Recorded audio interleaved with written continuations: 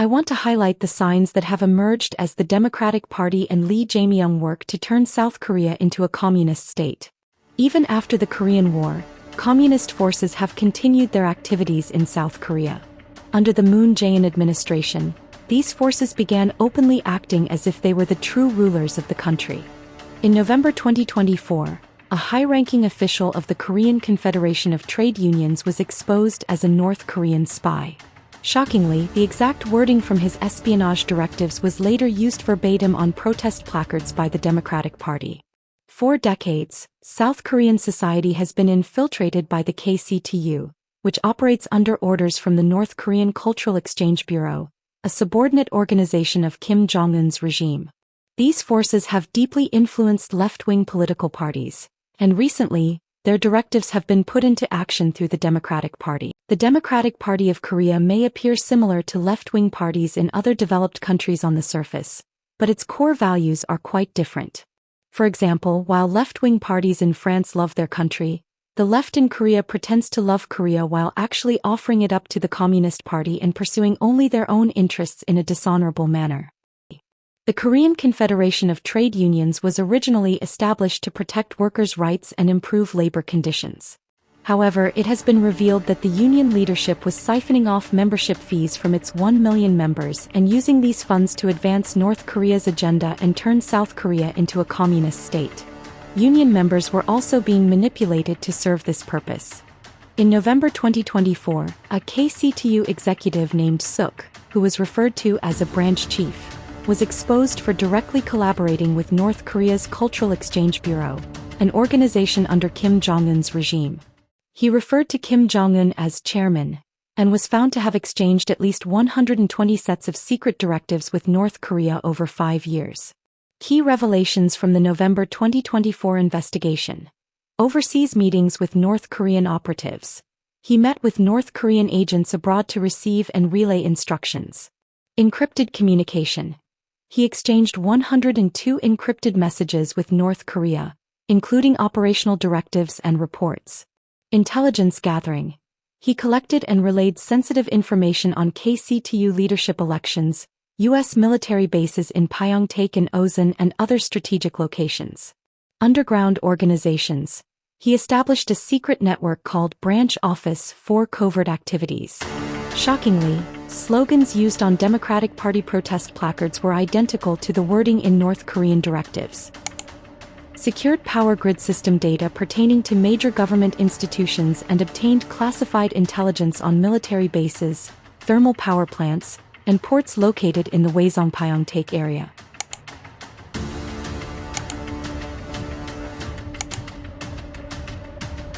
Anti-Japanese sentiment was intensified through provocative campaigns, including the burning of the Japanese flag and efforts to expel Japanese nationals. Inciting anti-Japanese sentiment over the issue of radioactive wastewater discharge. Directed union-led protests against the Yoon Suk-yeol administration. Directed protests near the presidential office, calling out slogans such as, "The ROKS Alliance is a war alliance," and "Impeach Yoon Suk-yeol, the destroyer of peace." Expressed support for Yang Kyung-soo, chairman of the Korean Confederation of Trade Unions, secured control over the Progressive Party, and backed its entry into the National Assembly. There is abundant evidence, but even just this alone is enough to shock anyone, as it clearly shows that Korean society has been influenced by the directives of the Communist Party. The harm that the Communist Party has caused to Korean society over the years is immense.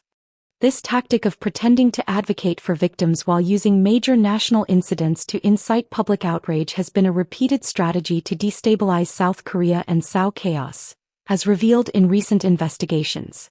They have divided generations, promoted radical feminist groups to fuel hostility between men and women, and spread the term Hell Joseon to discourage young people and break their spirits. They use the strategy of war of position, which involves infiltrating the media, religion, schools, civic groups, public institutions, and other sectors to quietly influence society. Then at the right moment they rise up together, manipulate public opinion, and incite mass movements to push their agenda. This is how South Korea has been steered according to their plan.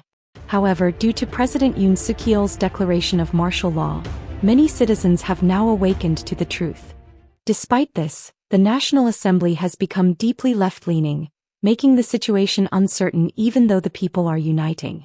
We will fight until the end, but if foreign media could lend even a little support to this cause, I am confident that we can eradicate communist forces from South Korea and achieve victory.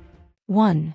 The wave of impeachments: presidential impeachment, prime minister impeachment, minister of justice impeachment, minister of the interior and safety impeachment, chairman of the board of audit and inspection impeachment. All prosecutors handling Lee Jae-myung's cases impeached. A total of 29 officials within the Yoon Suk-yeol administration, all working to protect liberal democracy, have been impeached.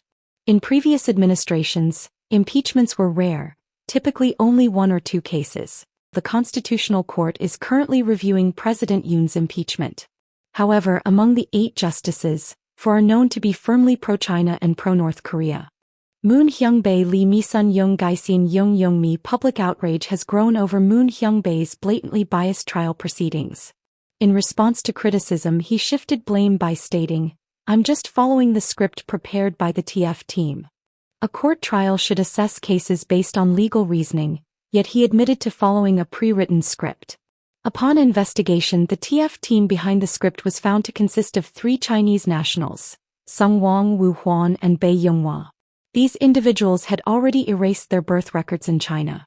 Most South Koreans fear that these forces will forcibly push through the impeachment of President Yoon, just as Hong Kong was taken over by China. The people fear South Korea's descent into communism.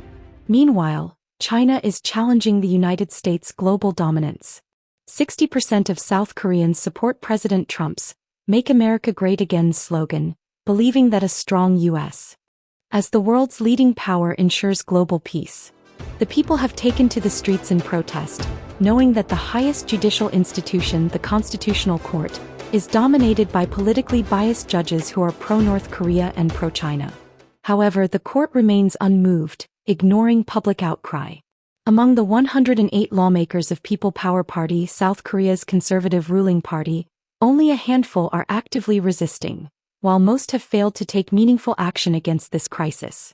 As a result, the people are fighting alone, facing the overwhelming power of the opposition party, in a desperate effort to save the president.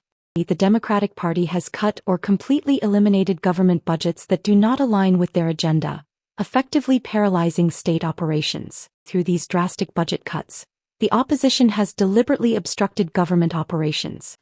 In June 2024, 3 Chinese nationals were arrested for flying drones over a U.S. aircraft carrier docked in Busan, just before President Yoon's scheduled visit. These individuals had been conducting surveillance for over 2 years and were confirmed to be elite members of the Chinese Communist Party. At this critical moment, the Democratic Party used its legislative majority to abolish the espionage law, making it impossible to prosecute them. In October 2023, a Chinese national entered South Korea and immediately went to the NIS headquarters, where he launched a drone, leading to his arrest. It was revealed that 80% of cargo cranes used in U.S. ports are manufactured by China's ZPMC and were found to contain remote-controlled modems, raising serious national security concerns. During the 100th anniversary of the Chinese Communist Party, the Democratic Party of Korea's flag was prominently displayed at the event, signaling their close ties with China.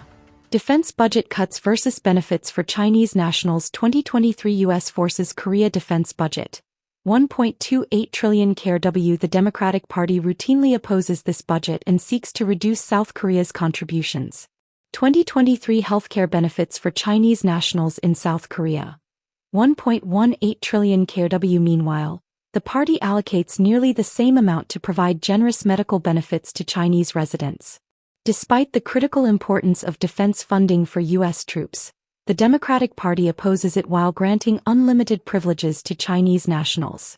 Special privileges for Chinese nationals in South Korea. Chinese residents are granted voting rights after only 3 years of residence. 100% housing loans and low interest rates are provided to Chinese buyers, allowing them to acquire significant amounts of South Korean land. Top-ranked universities lower admission standards for Chinese students, granting them preferential entry. Xi Jinping Memorial Hall at Seoul National University. South Korea's top university, Seoul National University, has a Xi Jinping Memorial Hall, constructed with 570 billion KRW in taxpayer money. While the Democratic Party has refused to establish a memorial for President Park Chung-hee, who founded SNU and led South Korea's economic development, they used public funds to honor China's leader instead. This move appears to be part of China's agenda to manipulate and reshape the ideology of South Korean students. We earnestly hope that freedom-loving people around the world will become aware of these facts and stand together in solidarity. Now more than ever, we urgently need the support of Western media, including the United States and Europe, to help defend liberal democracy. Your articles, reports, and videos can play a crucial role in saving South Korea.